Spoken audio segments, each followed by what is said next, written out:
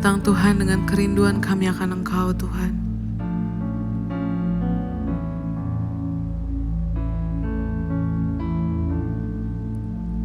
Ya Roh Kudus, ku haus padamu.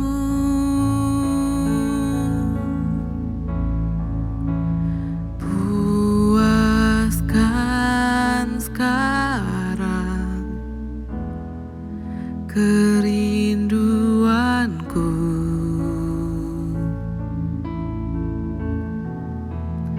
Ya Roh Kudus, Kau menuntunku.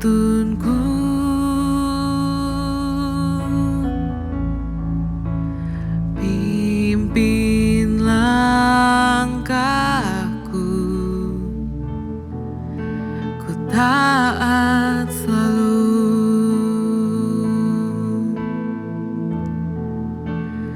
Nyatakan kemuliaan-Mu di tempat ini ya Tuhan Allahku. Beriku belas kasihan-Mu.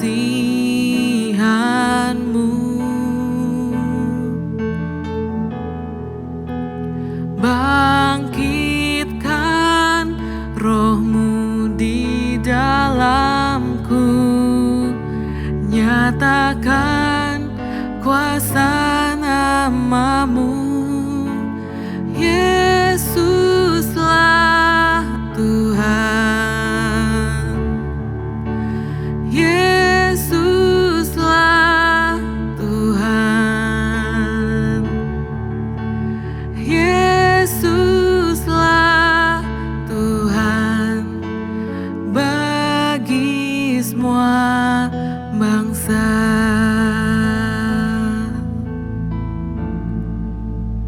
Ya Roh Kudus, ku haus padamu.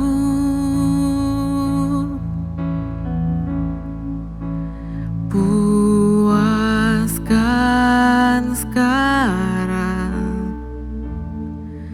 kerinduanku.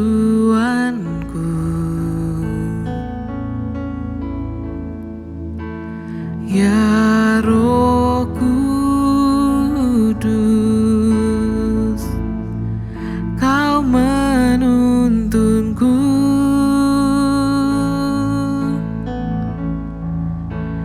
Pimpin langkahku, untuk taat selalu. Nyatakan kemuliaan-Mu di tempat ini, oh Tuhan Allahku. Beriku belas kasihan-Mu.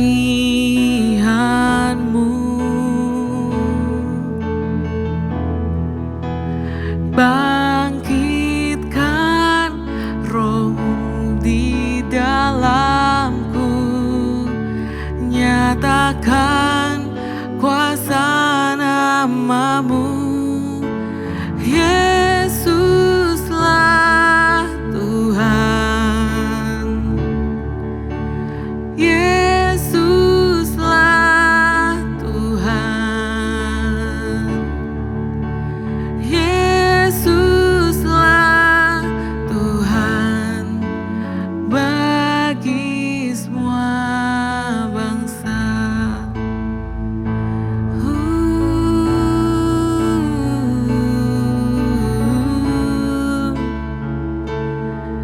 Hadirat-Mu mengalir di tempat ini Bapa, kami bersyukur.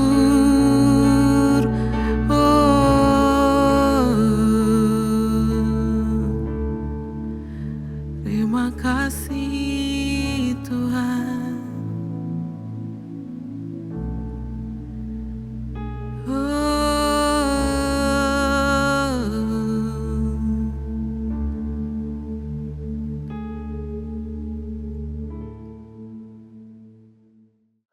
Shalom jemaat semuanya dimanapun saudara berada pagi ini atau hari ini. Kita akan membaca dari kitab Hakim-Hakim pasal yang ke-9. Setelah membaca ini, saya melihat ada dua nama yang muncul di dalam pasal ini, yaitu Gideon atau Yerubbaal dan anaknya yaitu Abimelekh. Ada dua nama penting yang muncul di dalam kitab Hakim-Hakim 9. Kita akan melihat apa yang mereka lakukan dan bagaimana hasilnya.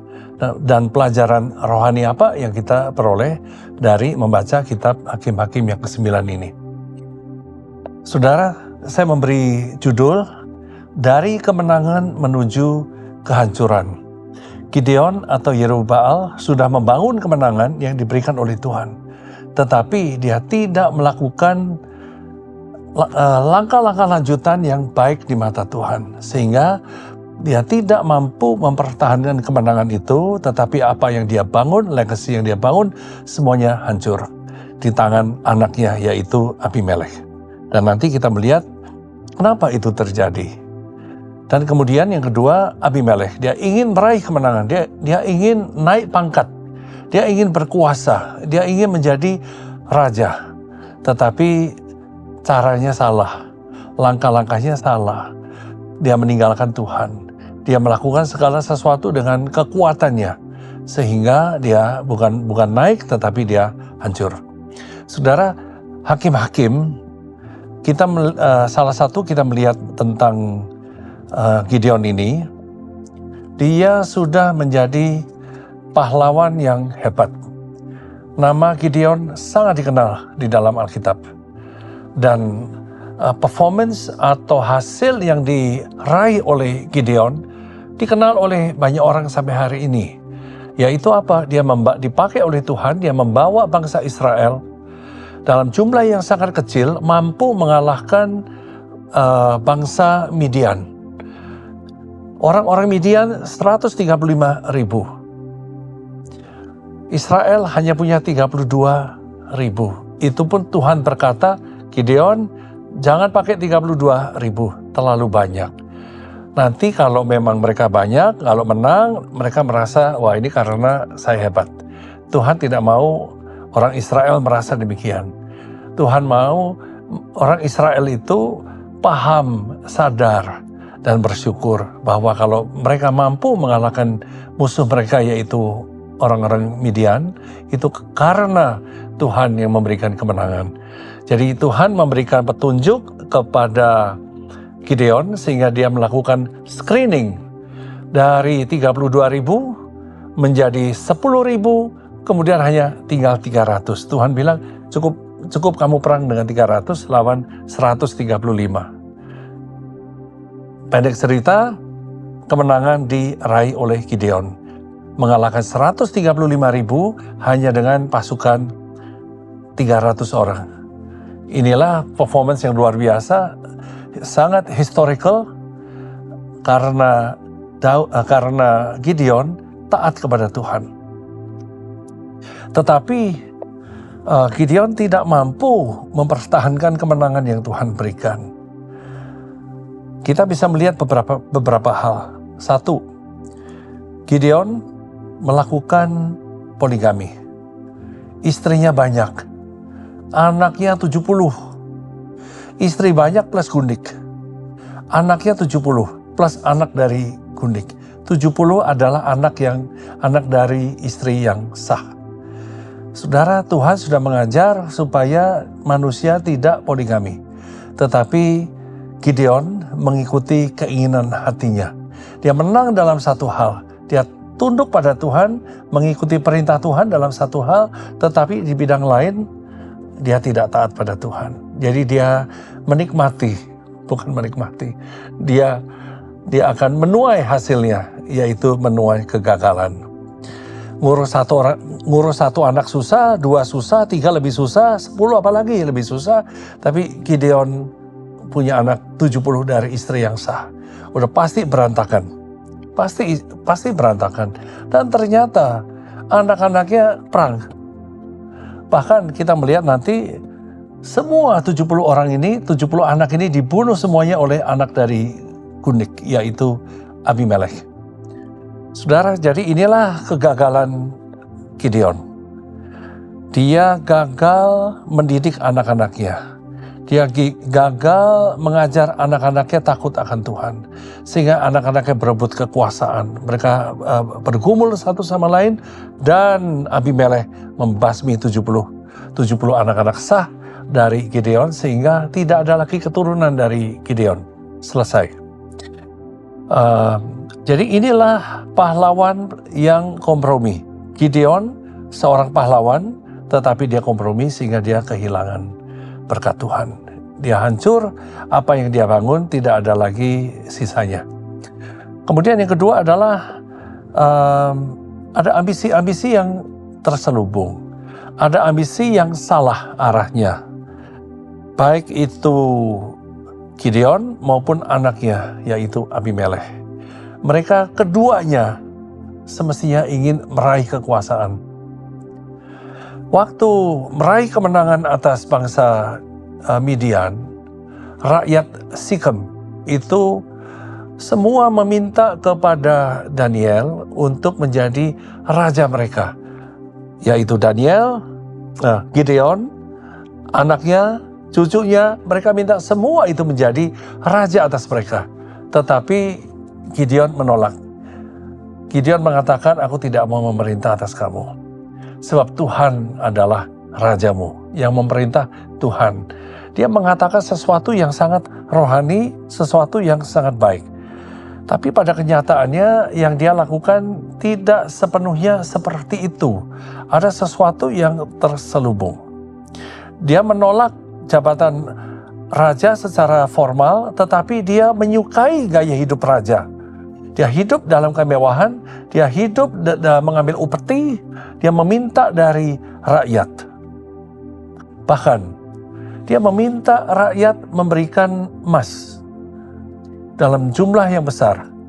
Dan kemudian dia Gideon membuat pakaian dari efod, yaitu pakaian imam.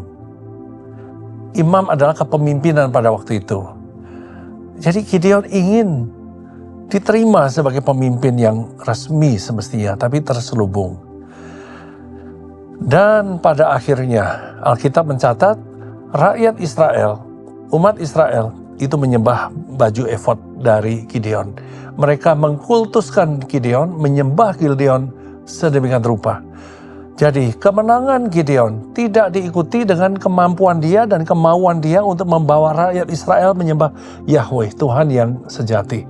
Tetapi justru Gideon menciptakan berhala yang kelihatannya rohani, yaitu baju efod. Rakyat menyembah baju efod ini, bukan menyembah Tuhan yang hidup, mereka menyembah barang, yaitu baju efod dari Gideon. Nah, ini adalah salah satu kesalahan yang fatal. Mereka yang poligami sudah biasa melakukan kesalahan-kesalahan penyembahan berhala seperti ini. Nah, yang Abimelek juga melakukan kesalahan yang sama. Dia tidak menerima didikan yang baik, dia tidak tumbuh dalam Tuhan, dan punya ambisi yang berbahaya. Yaitu apa? Menghalalkan segala cara dia ingin naik ke atas. Sehingga dia berencana sedemikian rupa, dia menghasut dan mengajak berbagai orang di kota Sikem itu untuk menjadikan dia raja. Abimelek ingin menjadi raja, dia menggerakkan banyak orang, kampanye terselubung untuk menjadikan dia raja. Dia butuh uang banyak untuk kampanye dia. Abimelek mendapatkan uang-uang ini dari kuil-kuil penyembahan berhala. Nah, ini tentu kekejian di mata Tuhan. Punya ambisi itu baik sepanjang ambisi itu sesuai dengan kehendak Tuhan dan digunakan untuk kemuliaan Tuhan. Tetapi yang terjadi pada Abimelek adalah terbalik. Dia nggak peduli Tuhan, nggak peduli caranya itu sesuai Tuhan atau tidak sesuai Tuhan. Yang penting aku dapat tujuan ini tercapai, perlu uang dari mana saja, nggak halal juga nggak apa-apa. Nah, itu yang dia lakukan, mengambil uang dari kuil-kuil. Ya, ini yang dilakukan oleh Abimelekh dan ini kekejian di hadapan Tuhan. Dengan uang haram ini, uang berhala ini yang kekejian di mata Tuhan, Abimelekh dia menyewa pembunuh-pembunuh bayaran. Dia pakai uang ini, uang jahat ini dipakai untuk kejahatan. Yaitu apa? Dia membunuh 70 saudara-saudaranya. Dia bukan bunuh 1, 2, 3, 4, 5, 10. Dia bunuh seluruhnya. Sehingga Gideon tidak lagi punya keturunan. Semua dihabiskan. Kenapa? Supaya Abimelekh tidak ada saingan. Dia bisa berkuasa sebagai raja tanpa challenge atau tantangan dari siapapun juga. Dia pikir dia akan berhasil. Masih kurang membunuh 70 saudara-saudaranya. Habis semuanya. Dia membunuh rakyatnya. Minimal dicatat oleh Alkitab 1000 orang mati di Menara Sikem. Kejahatannya bertambah-tambah demi untuk memuluskan ambisinya menjadi raja. Tetapi disinilah kita melihat kedaulatan Tuhan. Tuhan melakukan segala sesuatu, Tuhan memutuskan, menetapkan segala sesuatu dalam keadilan. Termasuk Tuhan menunjukkan bahwa kejahatan melawan Tuhan tidak akan pernah meraih kemenangan. Tidak pernah happy ending. Tapi adalah kehancuran yang akan dituai. Menuai dalam kejahatan, menabur dalam kejahatan, menuai dalam kehancuran. Itulah yang Tuhan ingin tunjukkan dalam kehidupan Abimelekh. Bukan hanya Abimelekh, tapi Gideon dan Abimelekh. Memulai sesuatu yang baik, mengakhiri dengan kejahatan. Kedaulatan Tuhan ditunjukkan, yaitu Gideon menuai sesuatu yang buruk dalam akhir hidupnya. Abimelekh, dia pikir sudah berhasil, tapi dia mengalami sesuatu yang konyol. Dia mati dengan sangat terhina. Dia mati karena kejatuhan batu kilang yang dijatuhkan oleh seorang wanita. Wanita yang kelihatannya lemah, tapi punya akal, punya muslihat, sehingga dia bisa menggulingkan batu kilangan itu dari tempat yang tinggi, dan Abimelekh kena batu itu, dia mati. Diizinkan oleh Tuhan untuk menjadi pelajaran buat kita semuanya. Inilah Hakim-Hakim 9. Pelajaran buat kita. Bagaimana dari kemenangan ada 2 tokoh Alkitab ini menuju kehancuran. Mereka ini menabur dalam kejahatan, mereka juga menuai kehancuran. Pahlawan yang kompromi, ambisi yang salah, dan akhirnya Tuhan menunjukkan kedaulatannya, menunjukkan keadilan, termasuk membalas mereka-mereka yang berbuat jahat kepada orang lain. Itulah pelajaran yang kita lihat di dalam kitab Hakim-Hakim, pasal yang 9. Semoga kita diberkati dengan pelajaran kita hari ini. Tuhan Yesus, kami mengucap syukur untuk petunjuk, nasihat, contoh-contoh yang Tuhan berikan kepada kami di dalam Alkitab. Terima kasih untuk keinginan-keinginan yang boleh kami miliki sepanjang hidup kami. Sebab kami diciptakan oleh Tuhan sebagai manusia yang punya kehendak bebas. Tetapi kami juga dipanggil untuk percaya kepada Tuhan, taat kepada Tuhan, hidup di dalam Tuhan. Melakukan semua pekerjaan kami dengan cara-cara yang sesuai dengan kehendak Tuhan. Tuhan, kami saat ini mohon supaya Tuhan menerangi hati kami. Hari ini apabila ada saudara-saudara kami yang sedang bergumul dan oleh kemauan-Mu mereka mendengarkan pesan-pesan ini, kiranya Tuhan pesan-pesan-Mu sampai kepada setiap hati yang Engkau ingin berbicara. Inilah doa kami. Ajar kami untuk melakukan selalu memeriksa hati kami, meminta Roh Kudus menolong kami, membersihkan hati kami, sehingga semua keinginan hati kami, ambisi kami ada di jalan Tuhan. Sehingga Tuhan yang menuntun, meskipun hanya dengan 300 orang, Tuhan bisa menolong kami. Tidak perlu 10.000 orang, tidak perlu 100 orang. Tuhan bisa menolong kami. Tuntunlah kami ya Tuhan untuk melihat kekuatan Tuhan dan kedaulatan-Mu dalam segala sesuatu. Dan Kaulah Tuhan yang selalu memberikan keadilan kepada mereka yang dizalimi. Inilah ucapan syukur kami kepada Tuhan dan doa kami kepada Tuhan. Dalam nama Tuhan Yesus Kristus Tuhan kami. Amin. Hakim-Hakim 9. Abimelech menjadi raja di Sikhem. Adapun Abimelech bin Yerubbaal pergi ke Sikhem kepada saudara-saudara ibunya dan berkata kepada mereka dan kepada seluruh kaum dari pihak keluarga ibunya, "Tolong katakan kepada seluruh warga kota Sikhem, manakah yang lebih baik bagimu? 70 orang memerintah kamu, yaitu semua anak Yerubbaal, atau 1 orang? Dan ingat juga bahwa aku darah dagingmu." Lalu saudara-saudara ibunya mengatakan hal ihwalnya kepada seluruh warga kota Sikhem, maka condonglah hati orang-orang itu untuk mengikuti Abimelech, sebab kata mereka, "Memang ia saudara kita." Sesudah itu mereka memberikan kepadanya 70 uang perak dari kuil Baal Berit. Lalu Abimelech memberi perak itu sebagai upah kepada petualang-petualang dan orang-orang nekat supaya mengikuti dia. Ia pergi ke rumah ayahnya di Ofra, lalu membunuh saudara-saudaranya, anak-anak Yerubbaal, 70 orang, di atas satu batu. Tetapi Yotam, anak bungsu Yerubbaal tinggal hidup, karena ia menyembunyikan diri. Kemudian berkumpullah seluruh warga kota Sikhem dan seluruh Bet Milo.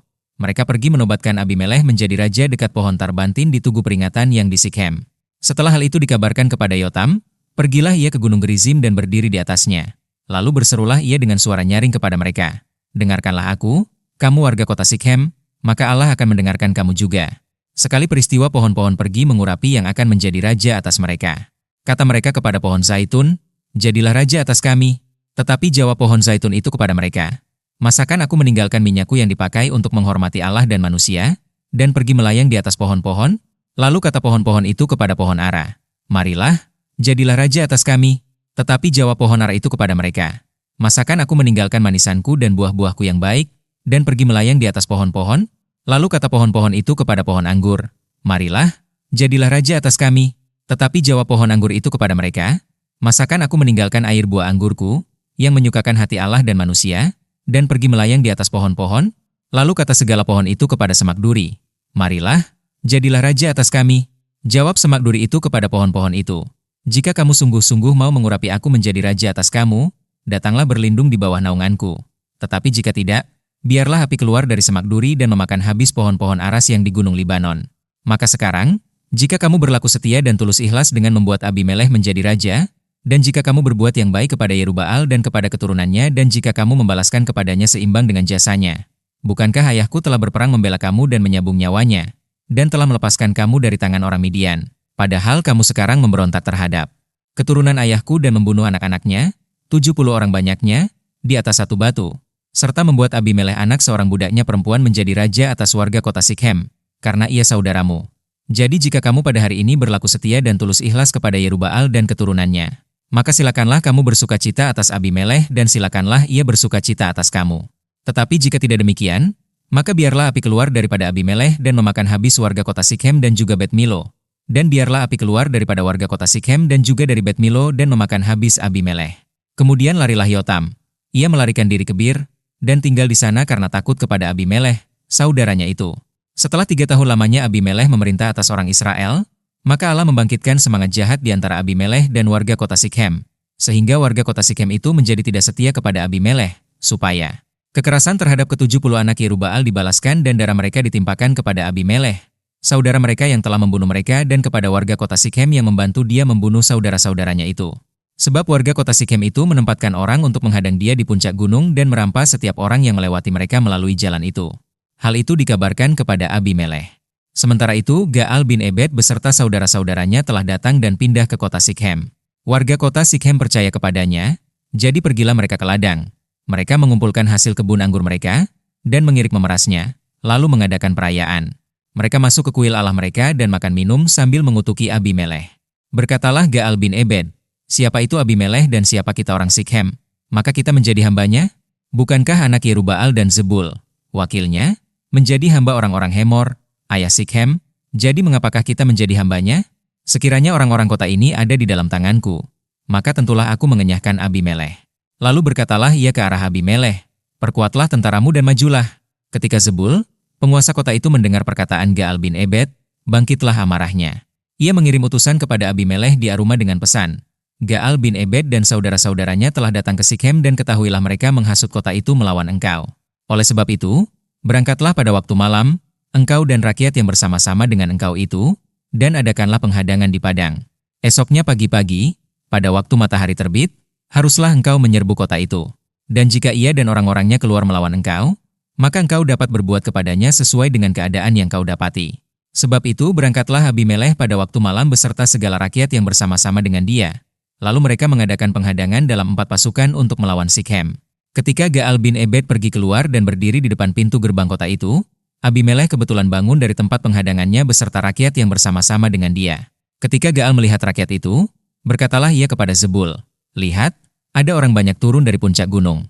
Jawab Zebul kepadanya, "Itu bayang-bayang gunung yang kau sangka manusia." Kata Gaal sekali lagi, "Lihat, ada orang banyak turun dari gunung pusat tanah dan satu kelompok datang dari jalan pohon Tarbantin Peramal." Jawab Zebul kepadanya, "Di manakah mulutmu itu yang mengatakan, 'Siapa itu Abimelech, maka kita menjadi hambanya?' Bukankah ini orang-orang yang telah kau hina itu? Majulah sekarang untuk memerangi mereka." Maka majulah Gaal dengan dipandangi oleh warga kota Sikhem, lalu berperang melawan Abimelech. Tetapi Abimelech mengejar dia, dan ia melarikan diri dari depannya, dan banyaklah orang tewas sampai di depan pintu gerbang. Adapun Abimelech tinggal di Aruma, tetapi Zebul mengusir Gaal dan saudara-saudaranya, sehingga mereka ini tidak dapat tinggal di Sikhem. Keesokan harinya orang-orang kota itu pergi ke ladang. Setelah hal ini dikabarkan kepada Abimelech, dibawanyalah rakyatnya, dibaginya dalam 3 pasukan, lalu mereka mengadakan penghadangan di padang. Ketika dilihatnya bahwa orang-orang kota itu keluar dari dalam kota, bangunlah ia menyerang mereka serta menewaskan mereka. Abimelech dan pasukan yang bersama-sama dengan dia menyerbu dan menduduki pintu gerbang kota. Sedang kedua pasukan lain itu menyerbu dan menewaskan semua orang yang ada di padang. Sehari-harian itu Abimelech berperang melawan kota itu, ia merebut kota itu dan membunuh orang-orang yang di dalamnya. Kemudian dirobohkannya kota itu dan ditaburinya dengan garam. Mendengar itu masuklah seluruh warga kota menara Sikhem ke dalam liang di bawah kuil El-Berit. Dikabarkanlah kepada Abimelech bahwa seluruh warga kota menara Sikhem telah berhimpun di sana. Lalu Abimelech dan seluruh rakyat yang bersama-sama dengan dia naik ke Gunung Zalmon. Abimelech mengambil kapak, lalu memotong dahan-dahan kayu, mengangkatnya dan meletakkannya ke atas bahunya sambil berkata kepada rakyatnya yang bersama-sama dengan dia, "Turutilah dengan segera perbuatanku yang kamu lihat ini." Kemudian rakyat itu juga masing-masing memotong dahan-dahan, lalu mengikuti Abimelech, meletakkan dahan-dahan itu di atas liang dan membakar liang itu di atas kepala orang-orang itu. Demikianlah semua penduduk kota menara Sikhem juga mati, kira-kira 1.000 orang laki-laki dan perempuan. Abimelech mati ditimpa batu. Selanjutnya Abimelech pergi ke Tebes, ia mengepung Tebes, lalu merebutnya. Tetapi ada sebuah menara yang kuat di tengah-tengah kota, dan semua laki-laki dan perempuan, seluruh warga kota itu, melarikan diri ke situ. Mereka menutup pintu di belakangnya dan naik ke atas sotoh menara itu. Lalu sampailah Abimelech ke menara itu, menyerangnya, dan dapat menerobos sampai ke pintu menara itu untuk membakarnya. Tetapi seorang perempuan menimpakan sebuah batu kilangan kepada kepala Abimelech dan memecahkan batu kepalanya. Dengan segera dipanggilnya bujang pembawa senjatanya dan berkata kepadanya, "Hunuslah pedangmu dan bunuhlah aku, supaya jangan orang berkata tentang aku, 'Seorang perempuan membunuh dia.'" Lalu bujangnya itu menikam dia, sehingga mati.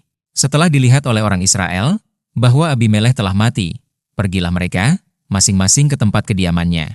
Demikianlah Allah membalaskan kejahatan yang dilakukan oleh Abimelech kepada ayahnya, yaitu pembunuhan atas ke-70 saudaranya. Juga segala kejahatan orang-orang Sikhem ditimpakan kembali oleh Allah kepada kepala mereka sendiri. Demikianlah kutuk Yotam bin Yerubbaal mengenai mereka.